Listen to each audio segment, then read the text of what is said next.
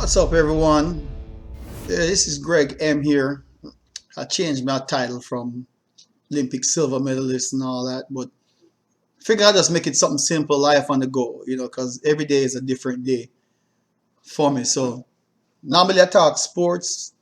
I hadn't been on for a while, took about a month or two. I hadn't put no videos out.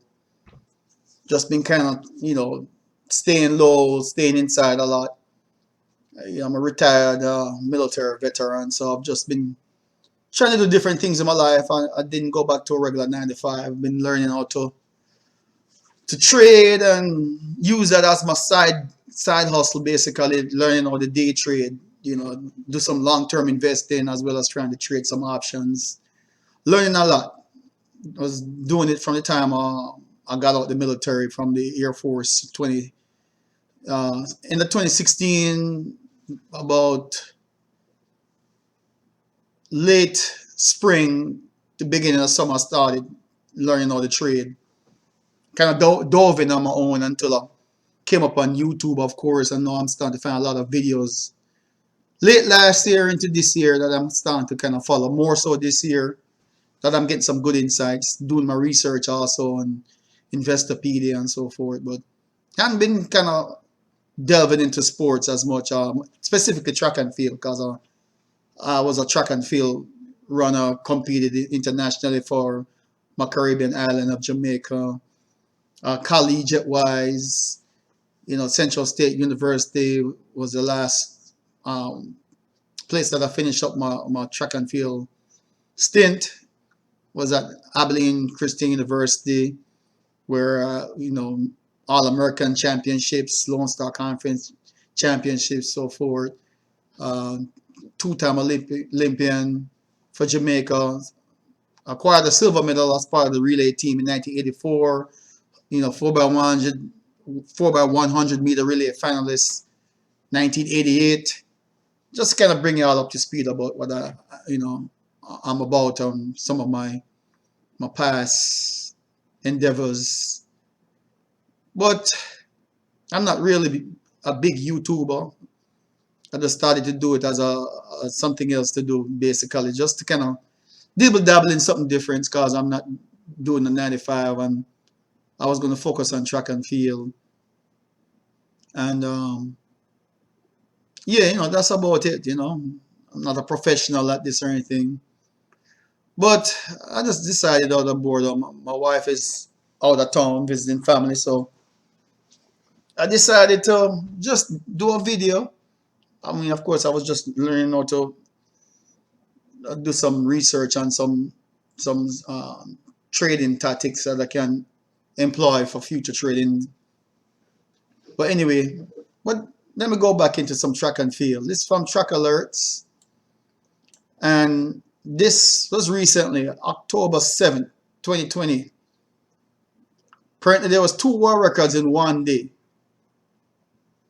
And let me see what they're saying. Who set the world record here? Bear with me while I pull up this clip. This says here, Joshua. This is from Track Alerts again, article. Well, anyway, Joshua Cheptegei, I don't know if I'm pronouncing that right, and Letesen Bet Gide smashed world records over 10,000 meters and 5,000 meters, respectively, at the aptly named NN Valencia World Record Day on Wednesday, October 7th.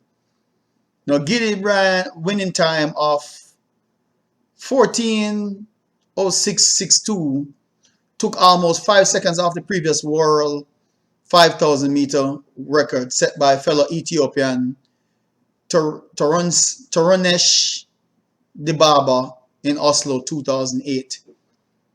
Cheptegei, meanwhile, covered 10,000 meters in 26 minutes, 11 seconds to break Kenenisa Bekele mark of 26:17.53 set in Brussels in 2005. So this is the longer distances. I was a sprinter, but I'm trying to cover everybody as I get information about track and field. This is mainly for people who are interested in track and field.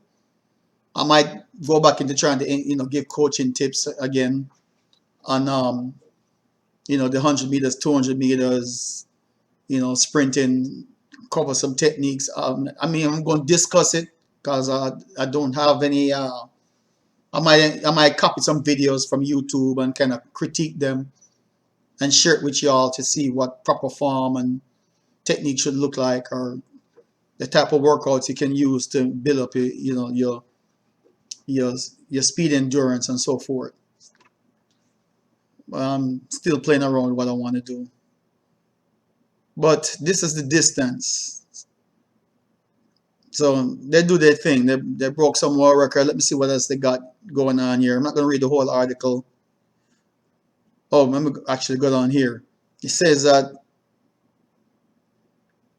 there's a guy here, Australia's Matthew Ramsden was the pacer of the first 3,000 meter in this race, bringing the small field through 3,000 meter in 7:52.79. Kenya's Nicholas Kimeli, who finished second to Chip TG in his 5,000 world record run in August, then led through the halfway mark. So that's just talking about the pacer. There's a little bit more news here from Truck Alerts. Let me see what else they got here. Karsten Warholm wins the 400 meter in October's Tevin meeting.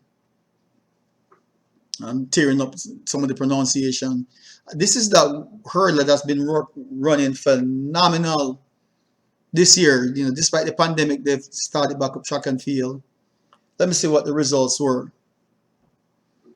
Good stuff, good stuff. Trying to get back into it, There's a lot of sports videos, track and field videos, people doing coaching, that kind of stuff. Trying to get back into it. Kind of my way of trying to give back whatever I can. Whether it's just commentating and, going over results. I don't know how I'm going to, introduce coaching tips. I'll figure it out. And just bring health and health and fitness information to people that may be interested. Well, the article hadn't pulled up yet. Let me see.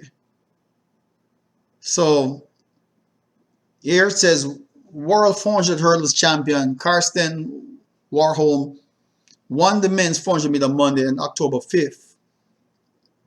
He ran, is this time right? Won the men's 400 meter. Oh, he ran the 400 meter. He's a 400 meter hurdler, but he ran the 400 meter flat or dash, not the hurdles. He ran a 45.56 to take the event inside the Bislett Stadium in Oslo, Norway. Pretty impressive, This guy's been running very well despite the pandemic, so I guess he's been able to train even, throughout the whole craziness of the COVID-19 pandemic outbreak, and seem to be all right. I've not heard of any track and field athlete getting sick. They've been keeping the distance, I guess, and being safe training. So that's a fast time. Got some other results down here. Some more distance. This guy clock at Lincoln Park in Jersey City. Colby Alexander clock 3:57.86 in the mile, and Ali Kiefer 15:41.41 in the women's 5,000 meter. Some more long distance results. All right, let me go back here and see what else was going on out here. This my home girls from my home country. Fraser Pryce chases 10.6. She's been doing well. She's a little older, but and I think she would have had a phenomenal year this year if it wasn't for the pandemic. Don't know how they're gonna perform next year. Hopefully the Olympics can be held with back to some kind of normalcy where people can come in and watch. Hopefully there's a vaccine that people can rely on and not have to worry about going somewhere, get sick, and might not be able to recover, and the sports can carry back on and give us something else to focus on, some positive news about recovery of the world, But let me click on this article here. This from my home country. I live here in the United States now, but competed, for Jamaica, and, during high school and internationally. Two-time Olympic 100-meter champion Shelley and Fraser Pryce is looking to lower Jamaican record of 10.70. Article says here, again, this is from Track Alert. The author here is Alphonse Chuck. But anyway, he says here, it's weird because I still have this thing that I'm still chasing, 10.6. That's the goal I'm going into next, she told Olympic Channel. I have come so close, it's almost like I can go dipping forward and touch it. That too has added to the drive and desire. Maybe if I'd gotten that 10.6 before having my son, who knows, I would have felt internally satisfied, added the four-time world 100-meter champion. And I understand the feeling, you feel like you got this one goal that you're trying to accomplish. You want to finish on the top, and that top might be achieving that one more goal of getting that time. But you can get the time and maybe get bronze or only finish fifth or sixth. Who knows? Somebody might come out like Flojo and run 10.4 or 10.5, like Flojo did, and you end up fifth or sixth with 10.6. I don't see that happening. Because if someone wants to do that, I could see her doing that. But the older you get, the harder it is to maintain that high level of performance. You have to be selective in your competition, your training, your diet, your psychology of the mind, and all that to be able to keep yourself focused and intact. So good for her. I hope she can at least get that 10.6. I think last time was Carmelita G that ran 10.6 something, and that was she was like either close to 30 or 31 or 32, something like that. I think after that she just kind of leveled off and never came back to that time, and I think she's retired and coaching now last time I read. Let me see what else we have here. Track Alert, that's my source for track and field information on what's going on throughout the world with athletes. Of course, it has some older info. This way back in September, Thompson Hera shines with a sub 11 clock in at Doha. I forgot what time she ran. I think she ran 10.8 something. Elaine Thompson Hera, again, this season stamped her class, winning her second straight Diamond League 100-meter race. Thompson Hera, who last week ran a world-leading 10.85 in Rome, produced another fast but a little slower 10.87, which is still good for what everyone going through, the women, men, and still managed to be running world-class time. I mean, and I'm glad to see her recover. She had a lot of injury problems. Let me see. Other people in that race was Marie Jose Talu, 11.21. Kayla White of the USA finished third, 11.25. So she decimated her field in that. So I'm wishing the best for Fraser Pryce, Elaine Thompson Hera now. She just got married recently. As well as my fellow countrymen, Johan Blake, and all the other men that are trying to take over back from Usain Bolt. I still think Usain Bolt maybe gave in a little early, maybe for the good though, because look what he would have to deal with. If he was trying to make it one more Olympics, he would have to deal with all this. You have Justin Gatlin. I think he's 37 or going on 37. Maybe looking at 38 next year by next year Olympics, and it's going to be tough for him, I think, man. He's had a good comeback from getting over being banned from, and using enhancing performance drugs, I guess. But he has come back and clean, and nobody found anything wrong with him cheating or anything like that again. So he's proven himself and come back, If he had gotten busted again like a Ben Johnson or, others, then that would have been it. So I'm glad to see he's able to come back anyway. And everybody deserves a chance. Especially if you come back and you're doing right and you learn from your mistakes and you try not to keep repeating the same thing or find another way to cheat. I'll eventually catch up with you. But but yeah, I'm hoping for the best. You know, you got a lot of stuff going on. The U.S. guys, Christian Coleman missed drug testing, so he look like he's going to be out. This is second one.